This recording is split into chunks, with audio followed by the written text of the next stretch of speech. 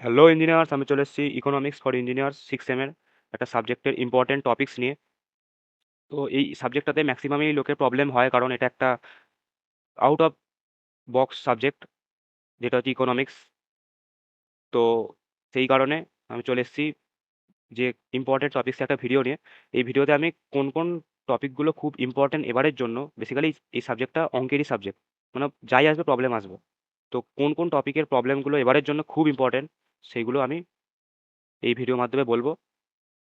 তাই মন দিয়ে শোন, তাহলে অনেকটা কনফিডেন্স পাবি, অনেকটা নিশ্চিন্ত হবি। আর যতদিন হাতে আছে ভালো করে প্র্যাকটিস করতে পারবি।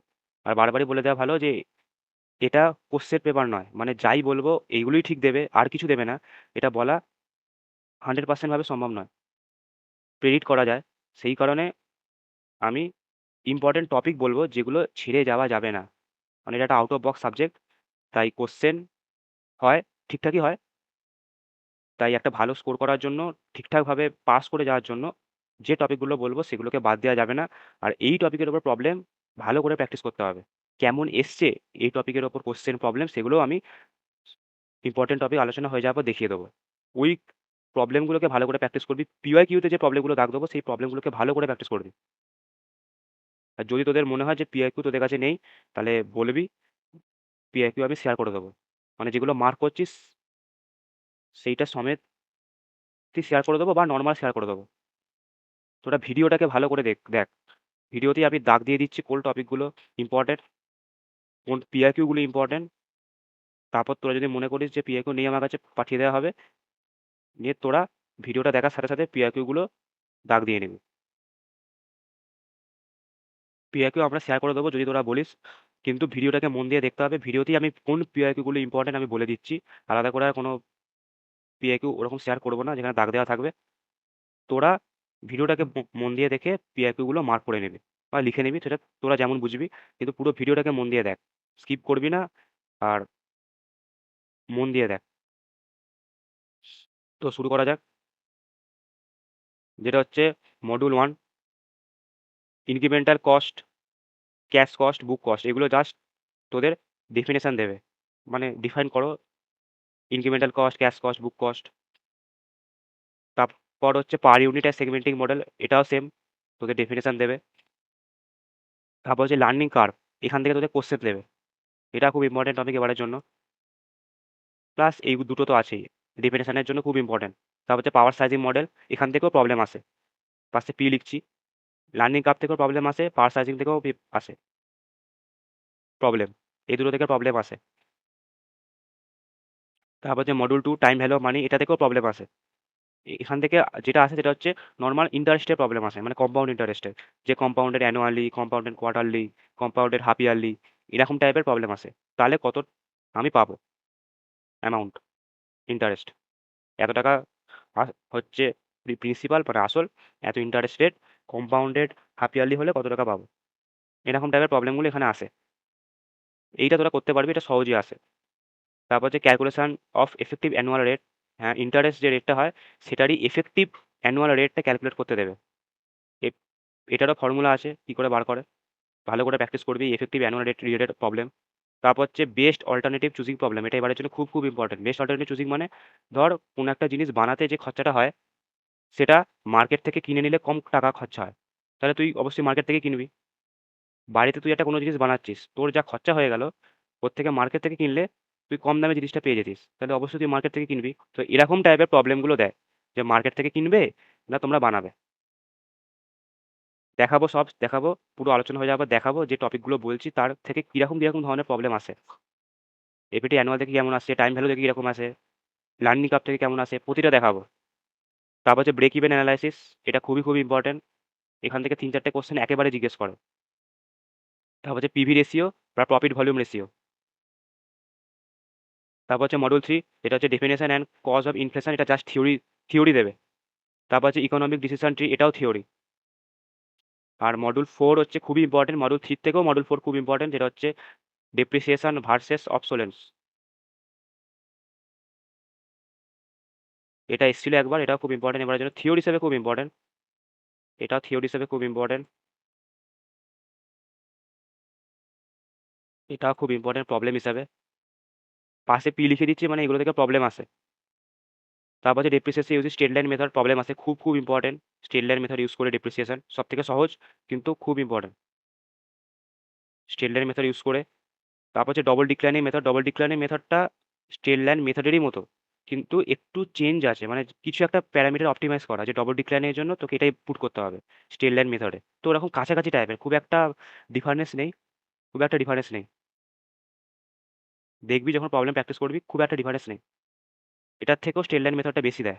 লাস্ট হচ্ছে ব্যালেন্স শিট। ব্যালেন্স শিটও খুব ইম্পর্টেন্ট, যেটা পিওয়াইকিউতে যেটা আছে সেটাই শুধু প্র্যাকটিস করবি, এক্সট্রা প্র্যাকটিস করার দরকার নেই, কারণ ব্যালেন্স শিটটা একদমই তোদের আননোন। মানে এইগুলো যাও বা একটু রিলেট করতে পারবি, এই ব্যালেন্স শিটটা একদমই আননোন কমার্সের জিনিস। তো এটা খুব একটা যে দেয় তা না, কিন্তু একবার এসছিল। তো সেটা যদি পসিবল হয়, বারবারই বলছি সবার জন্য নয়, যদি পসিবল হয় তাহলেই করবি, না হলে ব্যালেন্স শিট করার দরকার নেই। বাকি যে টপিকগুলো বলছি সেগুলোকে বাদ দিবি না। এবার দেখাচ্ছি যে প্রতিটা টপিকের ওপর কেমন কেমন প্রবলেম এসেছে পিওয়াইকিউতে। ফার্স্ট হচ্ছে 22-23 সাল, যেটা হচ্ছে এখানে দেখতে পাবি যে ইকোনমি ডিসিশন ট্রি এসছে, পিভি রেশিও এসছে, টাইম ভ্যালু মানি এসছে, তারপর কারেন্ট রেশিও, কুইক রেশিও একবারই এসছে, জাস্ট এই প্রবলেমগুলো দেখে রাখবি। খুব একটা দেয় না। এখানে এসছে দেখ, স্টেল লাইন মেথড ইউজ করে, স্টেল স্টেল লাইন মেথড ইউজ করে একটা ভ্যালু দিয়ে দিয়েছে, লাইফ টাইম দিয়ে দিয়েছে, কত করে কমছে সেটা তোদেরকে হিসাব করতে হবে, যে 5 বছর পর জিনিসটার দাম কোথায় গিয়ে দাঁড়াবে। এখানে আছে ডবল ডিক্লাইনের মেথড, একবারই এসছে, জাস্ট এই পিওকিউটাই প্র্যাকটিস করবি, আর দরকার নেই। আর বাকি এসছে এখানে দেখতে পাবি, এখানে effective annual rate, interest rate বলে দিয়েছে, কম্পাউন্ড রেট বলে দিয়েছে। তো এফেক্টিভ অ্যানুয়াল রেট কত হবে। তারপর এই কোশ্চেনগুলো যে ম্যানুফ্যাকচার অর্ডার করেছে এত, আর এটা সে বানাবে এরকম টাইপের প্রবলেম, যে should the manufacture make or buy, এই মেক অর বাই রিলেটেড প্রবলেমগুলো খুব ইম্পর্টেন্ট, যে সে তৈরি করবে না সে কিনবে। টোটাল কস্ট দেখতে হবে ফার্স্টে, যে কত পড়ছে বানাতে গেলে। তারপরে ওই সেম জিনিসই মার্কেটে থেকে কিনতে গেলে কত পড়ছে, যদি কিনতে গেলে বেশি টাকা পড়ে তাহলে অবশ্যই সে বানাবে। জাস্ট এরকম টাইপের প্রবলেমগুলো আসে। এটা হচ্ছে break even analysis problem, BEP মানে break even point, contribution profit, break even point, একেবারে চারটে ক্যালকুলেট করতে দিয়েছে, এরকমই আসে। ফিক্সড কস্ট বলে দেয়, ভ্যারিয়েবল কস্ট বলে দেয়, সেলস বলে দেয়, এই চারটে প্যারামিটার ক্যালকুলেট করতে হবে। ফর্মুলা আছে, ফর্মুলা ইউজ করে ক্যালকুলেট করতে হবে। এগুলো হচ্ছে ব্রেক ইভেন পয়েন্টের অঙ্ক, এই অঙ্কটা। তারপর normal incremental cost, segmenting model define করো, ইকোনমিক লাইফ ডিফাইন করো, ক্যাশ কস্ট বুক কস্টের মধ্যে পার্থক্য, এগুলো তো বলেই দিলাম। থিওরি থেকে এগুলো খুব ইম্পর্টেন্ট, এটাই। আরেকটা হচ্ছে এইখানে, যেটাতে 23-24 সালে যেটা এসেছিল, এই যে এইটা হচ্ছে সুড অর মানে মেক অর বাই রিলেটেড প্রতিটা পিওয়াইকিউ প্র্যাকটিস করবি। এইগুলো থেকেই হুবহু তোদের দেওয়ার চান্স আছে। মেক অর বাই রিলেটেড প্রবলেমগুলো একটাও বাদ দিবি না, খুব ইম্পর্টেন্ট এবারের জন্য।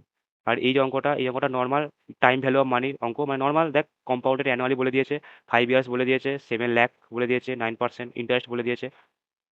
তো find out effective interest rate বলে দিলাম, এফেক্টিভ ইন্টারেস্ট রেটের অঙ্ক আসবে। তারপরে হচ্ছে এখানে আছে দেখ, ডেপ্রিসিয়েশন অবজারভেশনের মধ্যে ডিফারেন্স, তারপর হচ্ছে ইনফ্লেশন কেন হয় এবং গভর্নমেন্ট কি স্টেপ নিয়েছে।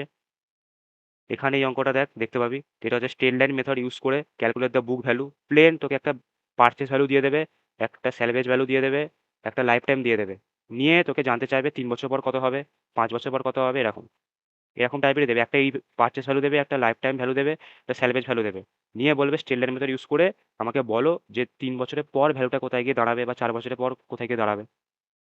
আর এই অঙ্কটা হচ্ছে ব্যালেন্স শিটের অঙ্ক। আসলে হুবহু এই অঙ্কটাই দেবে, যদি এবারে দেয় হুবহু এটাই দেবে, না হলে দেবে না।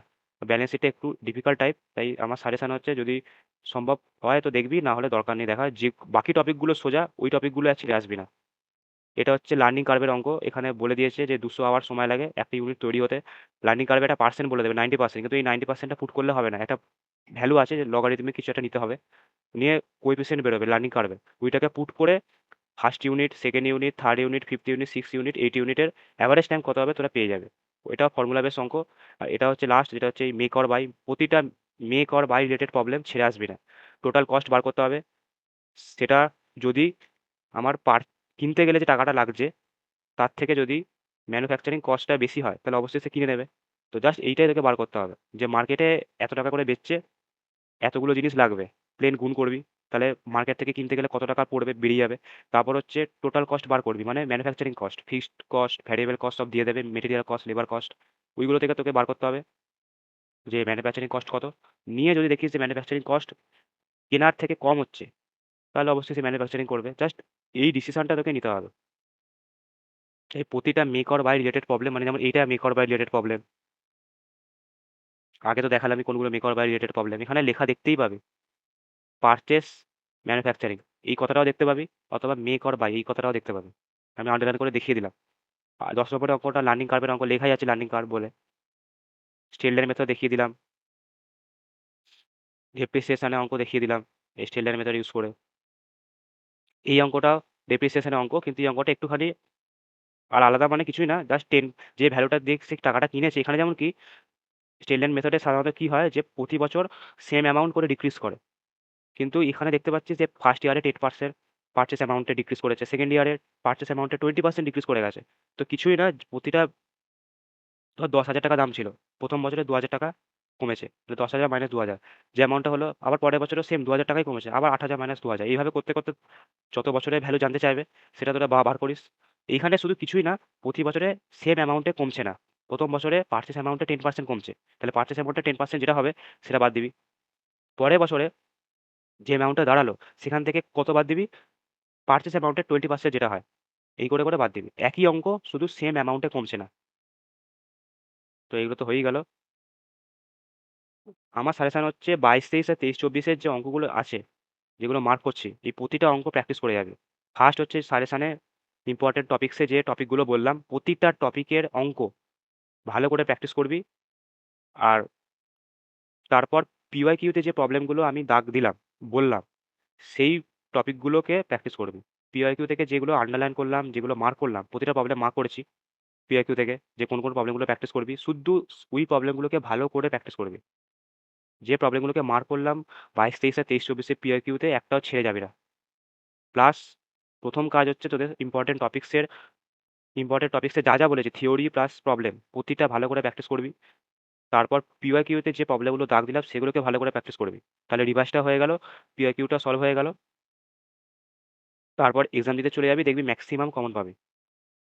আর এই সাবজেক্টটা তো আউট অফ বক্স সাবজেক্ট, সেই কারণে আমার সাজেশন হচ্ছে প্রথমেই এই টপিকে যাবে, ব্যালেন্স শিটে প্রথমে যাবি না, কারণ ব্যালেন্স শিটে একটুখানি টাইম কনজিউমিং ক্যালকুলেশনের ব্যাপার, আর চট করে বুঝতেও পারা যাবে না। সেই কারণে আগে যে টপিকগুলো বললাম সেগুলো কর, শেষে যদি টাইম থাকে, যদি মনে করিস যে হ্যাঁ বুঝতে পারছি, করতে পারবো, তাহলেই ব্যালেন্স শিটটা প্র্যাকটিস করবি, না হলে নয়।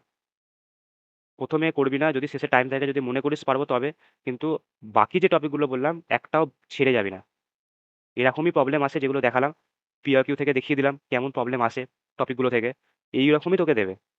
কিছু ম্যাক্সিমাম দেখবি পিআরকিউ থেকে এবারে কমন আসে, ম্যাক্সিমাম 22-23-24 পিআরকিউতে যেগুলো দাগ দিলাম ভালো করে প্র্যাকটিস করবি, ম্যাক্সিমাম ওখান থেকে কমন থাকবে,